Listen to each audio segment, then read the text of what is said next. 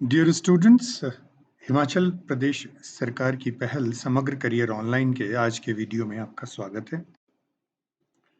आपको याद होगा पिछले वीडियो में हमने पढ़ा था वर्किंग कंडीशंस के बारे में और आज हम पढ़ने वाले हैं अगले मुद्दे के बारे में। आपको याद है कि हमने करियर में कैसे प्रवेश करें इसके 4 चरण पढ़े थे। अपने आप को ढूंढें, करियर के बारे में पता करें, चुनें और फिर उसकी तैयारी करें। हम दूसरे चरण पे हैं, एक्सप्लोरेशन ऑफ करियर्स पे, और उसमें जैसा मैंने कहा वर्किंग कंडीशंस हम कर चुके हैं। आज करेंगे हम ऑक्यूपेशनल हैजार्ड्स और रिस्क्स। हालांकि ऑक्यूपेशनल हैजार्ड्स वर्किंग कंडीशन से ही जुड़े हुए हैं। सबसे पहले हम समझते हैं हैजार्ड और रिस्क क्या है, क्या ये दोनों समान हैं या इन दोनों में कुछ अंतर है।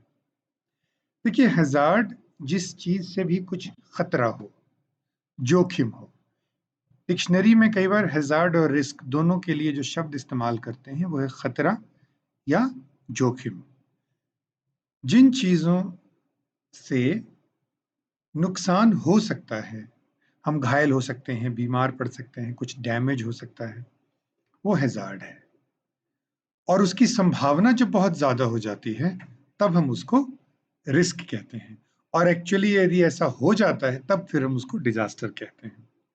जैसे जो शार्क मछली है समंदर में, वो हैजार्ड है।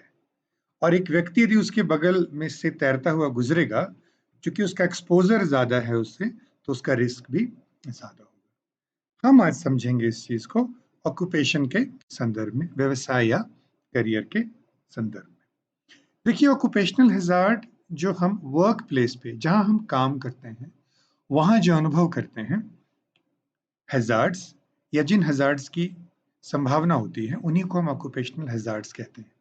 पिछले वीडियोस में मैंने जब वर्किंग कंडीशन के बारे में बताया था, तब मैंने आपको बताया था कि हम अलग अलग इन्वायरमेंट में काम करते हैं। कोई समंदर के ऊपर काम करता है, कोई धरती के नीचे खदान में काम करता है, कोई खेतों में, तो कोई जंगल में, कोई दफ्तर में। सब लोग अलग अलग जगहों पे काम करते हैं और उन जगहों पे, अलग अलग जगहों पे जो हैजार्ड हैं उनकी प्रकृति अलग अलग होगी। और हर वर्क प्लेस पे कोई ना कोई हैजार्ड, कोई ना कोई रिस्क जरूर होता है। ये लॉन्ग टर्म भी हो सकते हैं, शॉर्ट टर्म भी हो सकते हैं। यदि कोई थोड़ा सा हमें नुकसान हो जाए, उंगली टूट जाए, इसको हम शॉर्ट टर्म कहेंगे। लेकिन यदि हमारा दिमाग में कोई फर्क पड़ जाए परमाणु रेडिएशन की वजह से, तो उसको हम लॉन्ग टर्म हैजार्ड कहेंगे।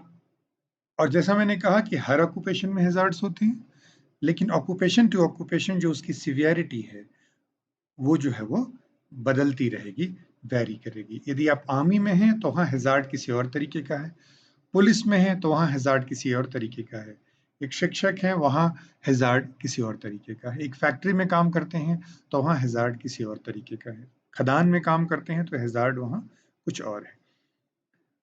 अलग अलग प्रकार के होते हैं। रसायनों से संबंधित हैजार्ड हो सकते हैं, जैसे जो केमिकल फैक्ट्रीज में रिसाव होता है, उससे हैजार्ड होते हैं। भोपाल गैस त्रासदी के बारे में आपने सुना था, अभी आंध्र प्रदेश में कुछ दिन पहले भी एक रिसाव हुआ।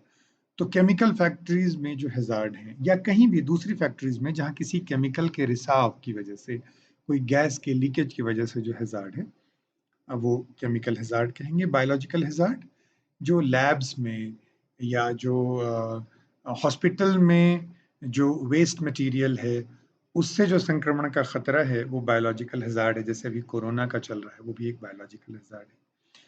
फिजिकल हैजार्ड जहां इन्वायरमेंट जो है, हमारे चारों ओर का पर्यावरण, जो वातावरण है, बिना डायरेक्ट कांटेक्ट के जब हमको बुरी तरह प्रभावित कर सकता है, जैसे नॉइज, शोर, या रेडिएशन जो विकिरण होता है, बिना फिजिकल स्पर्श के भी जो हमको प्रभावित कर सकता है, वो फिजिकल हैजार्ड है। सेफ्टी हैजार्ड, जैसे कहीं तार खुली हुई है या कहीं दरी जो है वो किनारे खिसक गई है, तो उसकी वजह से जो खतरा है, वर्क प्लेस में जो खतरे हैं, सेफ्टी स्टैंडर्ड्स को फॉलो नहीं करने की वजह से, फिसलन है, पानी गिरा हुआ है और वहां कोई फिसल के गिर सकता है, या जो सीढ़ी है वो मजबूत नहीं है, उसका जो एक डंडा है वो टूटा हुआ है, तो वो सेफ्टी हैजार्ड्स उसमें आते हैं। और फिर है साइको सोशल हैजार्ड।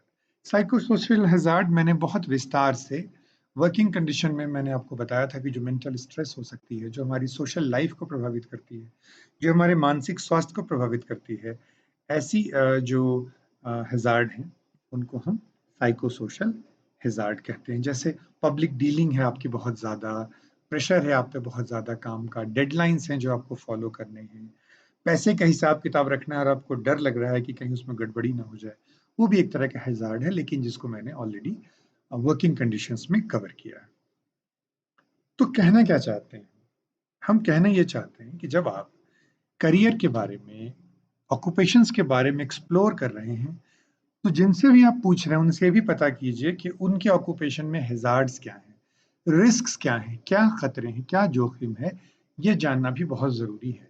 क्योंकि यदि मान लो मैं आर्किटेक्ट बनना चाहता हूँ और आर्किटेक्ट से पूछूं कि मुझे उस करियर में क्यों जाना चाहिए, तो उस करियर में जाने के जो फायदे हैं वो तो बताते हैं, बट उस करियर में जो रिस्क इन्वॉल्व है उसके बारे में नहीं बताते हैं। तो हमारी जो करियर के बारे में एक्सप्लोरेशन है वो अधूरा रह जाता है, और हम अधूरी जानकारी के आधार पर यदि निर्णय ले लेते हैं तो आगे हो सकता है कि हमें पछताना पड़े। हम ऑक्यूपेशनल हजार्ड्स के बारे में इसलिए चर्चा नहीं कर रहे ताकि आपको हम डरा सकें, हम इसलिए चर्चा कर रहे हैं ताकि हम आपको इसके बारे में जागरूक कर सकें। कई बार बिना हज़ार्ड्स, रिस्क्स के बारे में जाने हुए हम जॉइन कर लेते हैं कोई करियर, उसकी तैयारी कर लेते हैं, और जब वहाँ जाते हैं तो हमें शॉक लगता है। यदि आपको पहले से पता हो, तो आप चुनाव भी बेहतर करेंगे, और यदि आपको पहले से पता हो, तो आप उससे डील करने के लिए बेहतर तरीके से तैयार भी होंगे। तो अगले विषय जो होगा हमारे वीडियो का, वो सैलरीज और पर्क्स के बारे में होगा। हालांकि जैसा मैंने कहा था, कई जगहों पे वर्किंग कंडीशंस में ही सैलरीज और पर्क्स जो हैं वो जुड़ जाते हैं। हम ये भी समझेंगे कि आखिर ये होते क्या हैं, और ये बहुत महत्वपूर्ण क्राइटेरिया होता है करियर या ऑक्यूपेशन को चुनने का। दुर्भाग्यवश कई बार ये इकलौता क्राइटेरिया होता है करियर को चुनने का। उसके भी क्या खतरे हैं, वो हम अगले वीडियो में जानने और समझने की कोशिश करेंगे। अपने प्रश्न, अपने सुझाव, अपने विचार हमें इस ईमेल आईडी पे भेजें, और तब तक आशावान बने रहें, क्योंकि जब तक हमारे सपने जिंदा हैं, हम जिंदा हैं।